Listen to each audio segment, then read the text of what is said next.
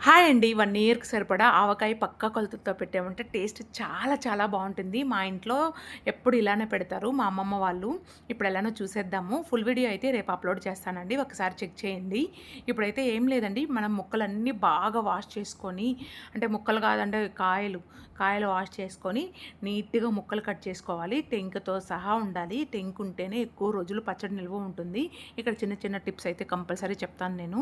ఎందుకంటే చిన్నప్పటి నుంచి నేను మా అమ్మమ్మ దగ్గర కూడా చూస్తున్నాను. ఇది మా పిన్ని అయితే పెట్టింది ఆవకాయి మా ఇద్దరికీ అని చెప్పేసి. ఇక్కడ చూసారు కదా!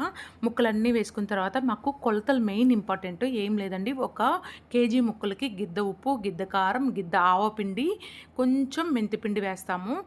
లైట్‌గా రోస్ట్ చేసి అంతే. ఇదే మెజర్‌మెంట్ తోటి పెట్టుకున్నామంటే టేస్ట్ అద్భుతంగా ఉంటుంది. లాస్ట్‌లో ఆయిల్ వచ్చేసి మేము కర్నూలు నూనె, పప్పు నూనె వాడతామనమాట.